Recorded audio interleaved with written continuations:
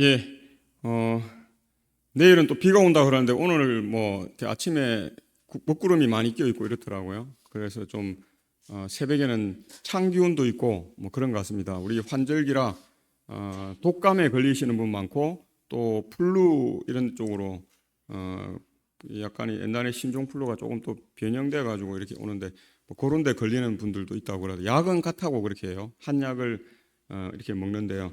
하여튼 우리 많은 분들이 독감에 걸리시고 뭐 이렇게 하셨는데 하여튼 몸 관리 잘 하시고 저도 어제부터 이 조끼 입었습니다. 이거 입으면 뭐 지금 후끈후끈합니다.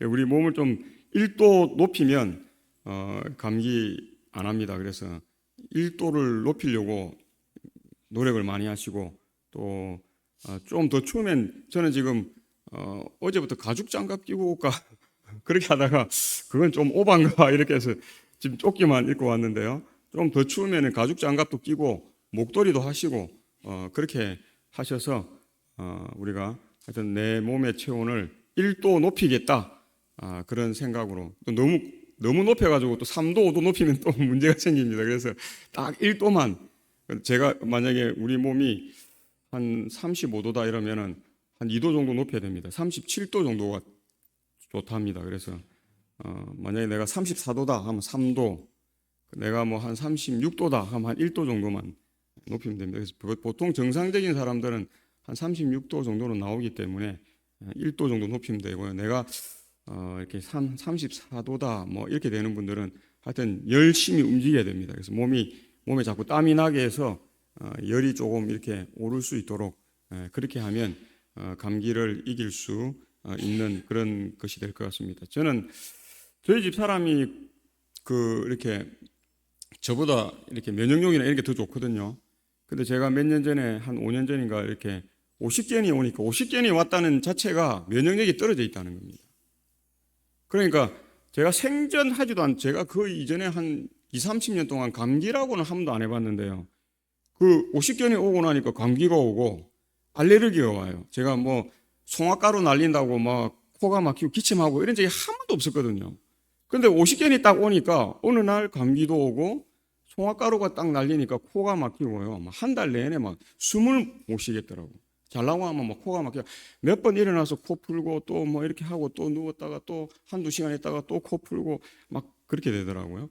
근데 이제 오십견도 다 가고 뭐 이제 당이 왔는데요. 당이 와서 당도 좀 관리가 되고 이러니까 어떻게 해요? 감기 안 합니다. 그러고 올해 제가 송화가루 날려도 별로 그 면역력이 좋아지고 있다는 것 같습니다. 그래서 별 거 없는 것 같아요. 그래서 내가 50견이 왔다 이러면 내 면역력이 지금 아주 약화되어 있다 생각하시고 관리를 하셔야 되고 내가 옛날에는 감기를 잘 안 했는데 감기가 오네. 그러고 옛날에는 뭐 꽃가루 날려도 별로 지장이 없더니 뭐 약간 몸이 좀 간지럽고 뭐 코가 막히고 그러면 면역력이 떨어졌다는 겁니다. 그런 증세가 다 면역력이 떨어진 증세이기 때문에 내 면역력을 좀 강화시키기 위해서 첫 번째 할 거는 내 몸의 온도를 1도 아니면 내 상황에 따라 2도, 3도 높이겠다. 그런 생각을 해야 될 것 같습니다. 성경에 좋았더라. 하나님이 하셨던 말씀이죠. 우리가 잘 아는 창세기 1장 10절 함께 읽겠습니다. 시작. 빛이 하나님이 보시기에 좋았더라.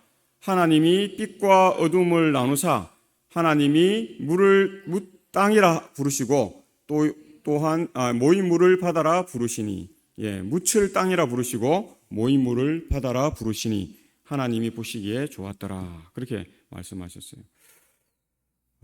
이 하나님이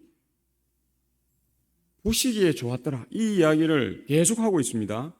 하나 창조가 끝나면 하나님이 보시기에 좋았더라. 또 그렇게 이야기하고 또 땅이 풀과 각기 종류대로 씨 맺는 채소와 각기 종류대로 씨 가진 열매 맺는 나무를 내니 하나님이 보시기에 좋았더라. 그렇게 말해요. 근데 창세기 1장의 창조 역사에 계속 이것이 이어집니다. 창세기 1장 18절에 낮과 밤을 주관하게 하시고 빛과 어둠을 나누게 하시니 하나님이 보시기에 좋았더라. 창세기 1장 21절에 하나님이 큰 바다 짐승들과 또 물에서 번성하여 움직이는 모든 생물을 그 종류대로 날개 있는 모든 새를 그 종류대로 창조하시니 하나님 보시기에 좋았더라. 창세기 1장 25절에 하나님이 땅의 짐승을 그 종류대로, 가축을 그 종류대로, 땅에 기는 모든 것을 그 종류대로 만드시니 하나님이 보시기에 좋았더라. 저는 그 종류대로 좋았더라 이런 말씀 참 좋아합니다. 제가 이렇게 산에 가보면 제가 뭐 몇 번 이야기했지만은 하늘소 같은 것도 종류가 엄청 많습니다. 그 나무에 관계된 나무가 다 다르고요. 버섯도 산에 가보면 독버섯도 있지만은 하여튼 신기한 버섯들이 수도 없이 제가 산에 지금 몇십 년 다니면서 버섯 사진들을 지금 한 10,000장 정도 갖고 있는데요. 가다가 새로운 버섯이 있으면 찍고 이래가지고 그러다 보니까 몇십 년 동안 엄청 많은 사진이 있는데 또 가보면 또 새로운 게 있어요. 그 기후 여건에 따라서 비가 많이 오는 해는 또 못 보던 버섯이 나오고 또 비가 없는 해에는 또 못 보던 버섯이 나오고 그 환경과 조건에 따라 가지고 다양한 버섯들이 나와요. 뿐만 아닙니다. 우리가 뭐 새들도 이거 다 참새 같은데 보면 조금씩 다 다르고요. 참새 같은데 굴뚝새고 굴뚝새 같은데 무슨 새고 무슨 다 달라요. 자세히 보면 또 좀 그런데 동고비고 하여튼 뭐 다 자기 나름대로 이름이 있고 다 그런 게 있어요. 그리고 우리나라 참새와 또 다른 나라 참새에 조금씩 또 멋에 조금씩 또 특징이 다르고 뭐 눈 색깔이 좀 다르다든지 뭐가 좀 다르다. 종류가 너무 많은 거예요. 하나님이 근데 그게 유전으로 돼 가지고 진화된 게 아니라 하나님이 어떻게 해요? 유전 법칙을 통해서 그 종류대로 그렇게 만드셨다 하는 것을 봅니다. 그래서 비슷한 종류 같지만 엄청나게 많고 원숭이가 우리 생각에는 뭐 한 종류만 있으면 될 것 같잖아요. 원숭이가 몇 종류 되는 줄 아세요? 수도 없이 많습니다. 얼마나 종류가 많은지 뭐 하여튼 우리 개구리 같은 거 한번 보십시오. 종류가 엄청나게 많습니다. 뱀 종류가 얼마나 많아요. 그러니까 참 하나님께서 그 종류대로 물론 옛날에 뱀이 독이 없었죠. 사자가 뭐 짐승을 잡아먹고 하지 않고 뭐 했습니까? 풀을 뜯고 그렇게 물론 이 죄가 세상을 변화시켰지만 하나님이 죄가 오기 전에 창조한 그 세상은 하나님 보시기에 좋았더라 그렇게 계속 이어집니다. 그러면서 하나님이 창세기 1장 31절에 엿새 동안에 이 공간과 그 동식물들을 만드신 후에 이 하신 이야기가 하나님이 지으신 그 모든 것을 보시기에 심히 좋았더라. 저녁이 되고 아침이 되니 이는 6째 날이니라. 그렇게 이야기합니다. 이 공간도 하나님께서 대기권, 뭐 오존층, 심층계, 뭐 이렇게 다양하게 만들었어요. 우주로 가면 또 우주에 맞는 그런 법칙들과 그런 환경들이. 그래서 태양이 더 가까이 오고 싶다고 우리 지구에 더 가까이 올 수 있어요, 없어요? 하나님이 붙들고 계신 한에는 절대 가까이 오지 않습니다. 조금 더 와서 뭐 40도 가기도 하고 이렇게 하긴 하지만 그렇다고 해서 더 가까이 와서 100도 가고 우리를 태워 죽이지 않아요. 하나님이 붙들고 계시기 때문에. 바다가 뭐 어떨 때 뭐 이런 거 쓰나미가 와고 사람 죽고 뭐 건물들이 그렇게 하기도 하지만 결코 지구를 완전히 뭐하진 않아요. 예, 멸망하지 않습니다. 누가 붙들고 계신 한? 하나님이 붙들고 계신 한에는 그렇다는 것입니다. 하나님께서 죄가 들어오기 전에 이 세상은 정말 심히 좋은 그러한 세상이에요. 이 좋았더라라고 하는 단어 히브리어는 토브라는 단어를 사용합니다. 그 뜻은 좋은, 선한, 즐거운, 유쾌한 이런 뜻입니다. 명사로는 좋은 것, 선, 또 선함, 이익, 번영, 복지 등을 의미하는 단어라는 사실입니다. 아주 다양한 의미로 성경에 쓰이고 있습니다. 대표적인 뜻은 선한, 선함이라고 하는 단어가 히브리어 토브라고 하는 단어입니다. 히브리어 이 토브를 대체할 수 있는 단어들이 뭐 신약에도 나오는데 이 하나님께서 이 좋았더라를 심히 좋았더라라고 할 때는 히브리어 이 메오드 토브라고 하는 단어를 씁니다. 메오드라는 뜻은 많은, 힘, 풍부를 의미하지만 부사적으로 굉장히 엄청나게 매우 대단히라는 의미입니다. 그래서 본문에서 심히 좋았다라는 부사로 쓰이고 있어요. 그렇기 때문에 뭐예요? 하나님이 심히 이 번역한 사람이 번역을 정말 잘했어요. 매우 좋았더라, 뭐 대단히 좋았더라 이렇게 번역할 수 있는데 우리 단어의 심히라고 하는 이 단어를 찾아내서 심히 좋았더라 그렇게 번역합니다. 그래서 구약 성경에서 이 단어는 약 300회가 나오는데요. 주로 부사적으로 사용되고 명사로는 드물게 사용됩니다. 그래서 명사로는 힘이라고 하는 의미가 사용되고 있고 또 부사적으로는 굉장히 엄청나게 크게 매우 대단히 많이라고 하는 단어들이 엄청나게 많이 300회니까요. 쓰이고 있는데 우리 본문에서는 심히라고 하는 단어를 쓰고 있는 것을 보게 됩니다. 그래서 마가복음 10장 17, 18절에도 예수께서 길에 나가실 새 한 사람이 달려와서 이 꿇어 앉아 묻자오되 선한 선생님이여 내가 무엇을 하여야 영생을 얻으리이까? 예수께서 이르시되 내가 어찌하여 나를 선하다 일컫느냐? 하나님 한 분 외에는 선한 이가 없느니라. 그래서 좋았더라 하는 단어와 마가복음 10장에 선한 선생님이여 하면서 나오는 이 하나님은 선한 분이라는 것이 왜 연결될까요? 같은 단어를 쓰고 있기 때문에 연결되고 있습니다. 좋았더라는 것은 선하다는 것입니다. 선한 것은 뭐한 것이에요? 가장 아름답고 진선미죠. 가장 좋은 것입니다. 그래서 이 마가복음 본문에서 선하는 헬라어 아가도스라고 하는 단어가 쓰이는데 아가도스는 형용사와 실명사로 사용됩니다. 사물이나 인격의 탁월성이나 중요성을 표현하는데 형용사로서 이 단어는 탁월한, 우수한, 좋은, 선한, 훌륭한을 뜻합니다. 그래서 실명사로서 이 단어가 인격의 탁월성, 사물의 질 또는 물질적인 것이나 정신적인 것에 좋은 것을 의미한다는 것입니다. 그리고 이 단어는 헬라어 철학에서 도덕적, 영적 고결을 또 헬레니즘과 성경에서 구원을 의미하기도 합니다. 그래서 이 단어는 인물, 사물, 조건, 상태, 자질, 감정, 행위를 모시하는 데 사용되고 있다 하는 것입니다. 그래서 하나님께서 세상을 뭐 하셨다는 것입니까? 재창조하시고 창조하시고 회복하시고 하는 그 일들이 창세기 때 이미 우리에게 이루어졌다. 그래서 무에서 유를 우리 익스 니힐로의 창조 그렇게 이야기합니다. 무에서 유로 창조하는 그것이 우리의 입장에서는 하나님의 구원의 역사라고 하는 사실. 하나님이 사랑으로 공의로 우리를 창조하지 않으면 우리는 존재해요? 존재하지 않아요?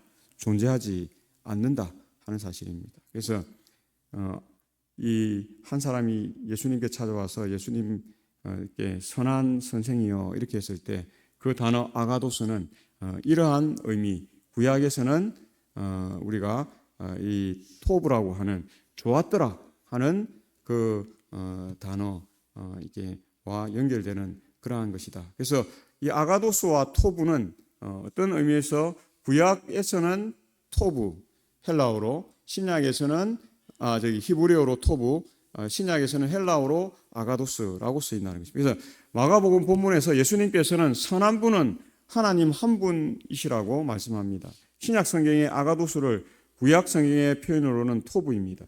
그래서 성경에서 하나님을 묘사하는 데 사용하는 단어이기도 하는데 토브는 단순히 좋은 것이 아니라 지극히 선하고 아름다운 것의 좋음이라고 하는 의미가 있습니다. 그래서 이 토브라는 성경을 우리가 구약에서 잘 찾아보면 신적 단어이기도 해요. 신을 묘사하는데 그래서 성경에 그런 단어들이 조금 있습니다. 뭐 독사, 영광이라고 하는데요. 영광이라는 것은 우리 인간에게는 그런 영광이 나타나지 않습니다. 그래서 빛으로도 번역할 수 있고 하나님의 진리로 뭐 여러 가지로 우리가 번역할 수 있는데 그 하나님의 영광은 그래서 독사라고 하는 단어는 구약 성경을 우리가 자 이렇게 신약 성경 헬라어를 연구해 보면 하나님과 연관되어서 사용되는 그런 의미들이 있는 것을 보게 됩니다. 그래서 이렇게 구약의 하나님의 기자들이 또 신약의 하나님의 기자들이 하나님을 나타낼 때 사용하는 단어들이 가끔 이렇게 단어들이 있어요. 그래서 같은 의미로 쓰이는 다른 단어는 우리 인간들과 관계되는 이 세속사에서 사용하고 특별히 하나님과 연결되어서 나타낼 때는 사용되는 단어들이 있는데 그 중에 하나가 이 토부라고 하는 단어입니다. 토부가 인간에게 쓰일 때는 이렇게 완전한 좋은 것이 아니에요. 또 지극히 선하고 아름다운 변질되지 않는 그런 것이 아니라 인간에게서 만약에 토부가 사용된다면 그것은 변질될 수도 있고 그 사람의 마음과 그 사람의 그 행하는 것에 따라서 바뀔 수도 있는 그런 것이기 때문에 토부라는 단어가 우리 인간의 그런 어떤 능력이나 이런 걸 나타내기 위해서 쓰이기에는 이 단어는 신적인 그러한 일들에 사용되는 단어라고 우리가 생각해 볼 수 있다는 것입니다. 그래서 지금 한국 교회들과 교인들이 말도 많고 탈도 많고 너무 이런 것이 많은 것을 우리가 흔히 보게 됩니다. 정치와 결탁한 것을 우리가 보이는 또 목사님들과 또 교회들과 교인들을 우리가 공공연히 우리가 봅니다. 또 미꾸라지 한 마리가 물을 흘릴 뿐이라고 이렇게 우리 기독교 신문에 보니까 이렇게 그 논평한 사람이 그렇게 나왔더라고요. 미꾸라지 한 마리가 물을 흘릴 뿐이지 우리 기독교회는 이렇게 변질되지 않았다, 깨끗하다, 막 이런 이야기를 해요. 근데 에서 이렇게 얼버무려 넘어가기에는 지금의 기독교회의 현실은 너무 열악합니다. 너무 타락해 있어요. 세상의 수준보다 더 아래에 있는 기독교인들의 모습, 교회들의 모습. 교회가 돈이라면 좋아해요. 그렇죠? 목사님도 마찬가지예요. 그건 말이 안 되는 이야기잖아요. 언제부터 교회가 돈을 좋아하고 목사님들이 돈을 좋아하고 교인들이 돈을 좋아하고 또 교회를 크게만 지어가지고 커야 그게 제대로 된 교회이고 사람이 많아야 제대로 된 교회라고 우리가 느꼈는가 하는 것입니다. 그래서 밖을 보아도 세계적인 상황임을 알 수 있습니다. 지금은 돈이 최고인 시대라고 그렇게 생각해요. 그래서 돈만 있으면 옛날에 뭐 서로 사이가 좋았던 사람도 이제는 필요 없어요. 옛날에 적대 관계에 있던 사람도 돈만 준다면 어떻게 해요? 손잡을 수 있고 좋게 지낼 수 있는 시대가 되었다. 이 현실은 뭐 우리가 세상을 탓할 것 없어요. 지금이 어떤 때이기 때문에 그래요? 마지막 때이기 때문에. 종말의 때고 말세의 때이에요. 그래서 이때는 특징이 있는데요. 아주 현저한 특징이 사랑이 식어진다는 것입니다. 사랑이 식어진다는 것은 우리가 좀 풀어서 설명하면 자기 중심적으로 된다는 것입니다. 자기 우선이에요. 자기만 생각한다는 것입니다. 남의 뭐 어떻게 되든 뭐 별 관심이 없는 그것이 사랑이 식어진 시대고 지금의 시대가 그러한 시대. 그래서 교회에 나오는 주 목적이 뭔가 일반 개신교인들한테 가서 물어보면 복 받기 때문에 교회에 나오는 것입니다. 복 안 주면 교회 안 나온다는 것입니다. 내가 복을 받기 위해서 교회에 나오는 거예요. 그 외의 의미는 없는 것입니다. 그래서 참 이제 기독교회가 많이 변질되어 있는 시대에 우리가 살고 있다. 그래서 요한복음 14장 6절에 예수께서 이르시되 내가 곧 길이요 진리요 생명이니 나로 말미암지 않고는 아버지께로 올 자가 없느니라. 예수님께서 그렇게 말씀하셨는데 밖에 사람들은 이제 이 말씀에는 별 관심이 없어요. 우리가 만나는 그리스도인들 한번 만나서 대화해보고 같이 생활해보고 해보면 지금 밖에 사람들은 부처도 예수님일 수 있고 마호멧도 예수님이고 알라도 예수님이고 뭐 조로아스터도 예수님이고 그런 이야기하는 사람들이 많습니다. 하나님을 믿는다고 하는 사람들 중에. 그런데 성경은 수천 년 전부터 지금까지 변함없이 예수께서 이르시되 내가 곧 길이요 진리요 생명이니 나로 말미암지 않고는 아버지께로 올 자가 없다. 그렇게 말합니다. 갈라디아서 6장 14절에 그러나 내게는 우리 주 예수 그리스도의 십자가 외에 결코 자랑할 것이 없으니 그리스도로 말미암아 세상 이 나를 대하여 십자가에 못 박히고 내가 또한 세상을 대하여 그러하니라. 세상은 헬라어를 찾아보니까 코스모스라고 하는 단어가 있어요. 코스모스는 우주예요. 우주. 그러니까 우주의 주인 되신 그리스도께서 그 하나님 중에 한 분이신 그분이 뭐 했다는 것입니까? 나를 대하여 십자가에 못 박혔다. 그냥 세상이 나를 대하여 십자가에 못 박혔다. 그러면 이해가 안 되잖아요. 이게 도대체 무슨 말인가? 그 우주의 주인 되신 분이 나를 대신하여서 뭐 하신 것입니까? 십자가에 못 박히셨다는 것입니다. 내가 또한 세상을 대하여 그러할 때에 하나님의 구원의 사역이 완전히 이루어지는 것이라는 사실을 우리가 보는 것입니다. 우리에게는 많은 것이 있습니다. 재산도 있고 집도 있고 남편도 있고 아내도 있고 자식도 있고 부모도 있고 형제도 있고 뭐 직장도 있고 많은 것이 있습니다. 그러나 우리에게 가장 중요한 것은 오직 예수여야 한다 하는 것을 우리가 결단코 잊어버려서는 되지 않습니다. 우리가 엄밀하게 한번 생각해 보세요. 결국 부모도 우리를 떠납니까? 안 떠납니까? 떠나요. 우리를 영원히 지켜줄 수가 없어요. 남편도 나를 떠나요? 떠나지 않아요? 떠납니다. 영원히 나를 지켜주지 못해요. 아내도 나를 떠납니까? 안 떠납니까? 떠납니다. 영원히 내 곁에 있지 않습니다. 자식도 어떤 의미에서 영원히 나와 함께 하지 않습니다. 그렇죠? 돈, 내가 갖고 있는 집, 물질, 영원히 나와 함께 할까요? 그렇지 않습니다. 영원히 우리와 함께 하실 수 있는 분은 오직 한 분이에요. 예수 그리스도 외에는 영원히 우리와 함께 하실 수 있는 그 어떤 존재가 없다고 하는 사실입니다. 그래서 오늘 우리의 변화는 예수님으로부터 시작되어야 하고 예수님 안에서 완성되어야 합니다. 예수님을 닮아갈수록 더욱 그분의 구원의 일하심을 공감하게 되고 불쌍한 이를 사랑으로 대하고 또 사람에게 집중하며 진리를 추구하고 공의와 정의를 실천하면서 다른 사람을 섬기고 또 예수님을 닮아가는 순환의 신앙이 될 수 있다는 것입니다. 신앙하기 가장 힘든 것은 자기 중심적인 것인데요. 내가 대우를 받아야 되고 내가 중심이 돼야 되고 내가 사람들을 어떻게 해요?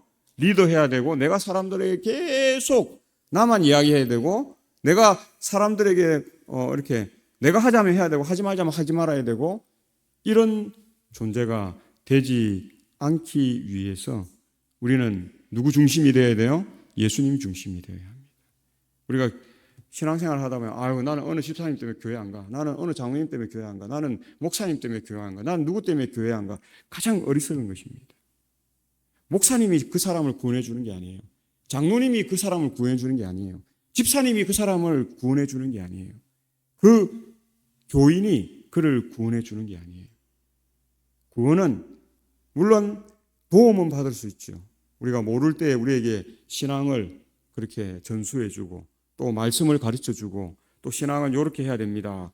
뭐 헌금하는 법, 교회 출석해서 어떻게 해야 된다. 또 뭐 우리가 어떤 뭐 이야기를 할 때 앞에서 간증을 할 때는 어떻게 해야 됩니다. 뭐 순서를 쓸 때 어떻게 이런 도움은 받죠. 그것이 곧 구원은 아니라는 사실입니다. 구원은 오직 예수 그리스도를 믿는 믿음에서 그것이 확고해지면 누가 조금 나를 좀 실망시키더라도 누가 나를 조금 힘들게 하더라도 누가 내 마음에 들지 않더라도 누가 내 말을 안 들어주더라도 또 누가 내가 좀 집사님 이거 좀 해요 해도 안 한다 할지라도 뭐 하지 않습니까? 실망하고 낙담하지 않습니다. 신앙이 우리가 어디에 있습니까? 물질에 있습니까? 그럼 그 물질이 없어지고 그 물질이 그 힘이 약해지는 순간 우리의 신앙도 같이 약해집니다. 집에 있다면 내 집이 어떻게 해요? 날아가는 순간 내 신앙은 공허하게 없어집니다. 내가 무엇을 중심으로 신앙하고 있는가 하는 것을 우리가 잘 생각해야 되고 그러한 순환, 그러한 선순환이 될 때 신앙은 힘을 받기 시작합니다. 그리고 하는 모든 일들이 하나님의 역량 안에서 잘 되어갈 수 있습니다. 문제없이 되어갈 수 있는 그러한 삶이 될 수 있다. 그래서 그런 삶이 필요한 것입니다. 그래서 요한계시록 13장 10절에 사로잡힐 자는 사로잡혀갈 것이요 칼에 죽을 자는 마땅히 칼에 죽을 것이나 성도들의 인내와 믿음이 여기 있느니라. 이제 마지막 때가 더 치닫게 되면 이제 사로잡혀 죽을 자도 있을 거예요. 여기서 칼에 맞아 죽을 사람도 있을 거예요. 톱에 켜질 사람도 있을 거예요. 화형당할 사람도 있을 거예요. 총에 맞아 죽을 사람도 있을 거예요. 그러나 성도들의 인내와 믿음이 여기 있다는 것은 하나님의 방법과 뜻으로 그것을 뭐 할 수 있습니까? 이겨낼 수 있는 것입니다. 하늘의 보호하심을 받을 수 있다. 이런 말씀도 있죠. 하나님은 끝까지 내 백성을 내가 뭐 한다는 말씀도 있어요? 지키시고 보호하신다. 그들이 이기도록 하신다 하는 말씀은 더 많습니다. 그래서 우리가 두려움으로 살 것이 아니라 그 두려움 너머에 하나님께서 그 길로 우리를 이끄시는 그 이끄심을 바라보는 삶, 그것이 지치지 말고 인내와 참음과 견딤으로 하나님께로 나아가는 삶이라고 하는 사실입니다. 그래서 요한계시록 14장 12절에 성도들의 인내가 여기 있나니 그들은 하나님의 계명과 예수에 대한 믿음을 지키는 자니라. 우리가 오늘 여집사님한테 실망했다고 나 교회 안 나가, 교회 안 나오고, 장로님한테 실망했다, 나 교회 안 나와. 또 누가 말했다고, 나 그런 교회 안 나가. 그건 신앙이 아닙니다. 그래서 물론 이렇게 초신앙을 할 때는 그런 것들이 있죠. 처음 신앙하는 사람들에게 그런 거는 있을 수 있는 이야기고, 이제 우리가 신앙의 연륜이 높아지는 사람들은 누구의 한마디에 우리가 어떻게 하지 않고 베레아 사람들처럼 어떻게 해요? 그것이 하나님의 말씀이고 하나님의 뜻이고 하나님의 계획이고 하나님의 방법인가 하나님의 법칙인가를 우리가 뭐 해야 됩니까? 면밀히 연구하고 살펴서 목사님의 이야기하라 할지라도 이것은 하나님의 말씀과 배치된다면 그거 받아들일 필요 없습니다. 목사라고 다 아는 것도 아니고 그렇죠? 신앙을 오래 했다고 다 아는 것도 아니에요. 내가 말씀을 보고 목사님이 오늘 이런 설교를 했는데 그 말씀이 그러한가 하고 그 말씀들을 한번 되새겨보고 그거는 목사님의 생각인 것 같은데 우리가 이렇게 느껴지면 그거는 하나님의 말씀이 아니에요. 그렇죠? 그래서 우리가 하나님 말씀 중심에 우리가 쓰고 또 우리의 인내는 하나님의 계명과 예수에 대한 믿음 위에 그 주초 위에 그 기초 위에 우리가 견고하게 자리 잡아야 한다. 그것이 하나님께서 오늘 우리에게 하나님께서 좋았더라고 이야기하시고 그것을 회복시키고 영원한 삶 가운데서 이루시고자 하시는 것이라는 사실을 기억하시고 하나님의 심히 좋은 이 세상을 우리가 고대하시고 그 하나님 나라에서 다 만나시는 저와 우리가 되시길 바라면서 말씀을 줄이겠습니다.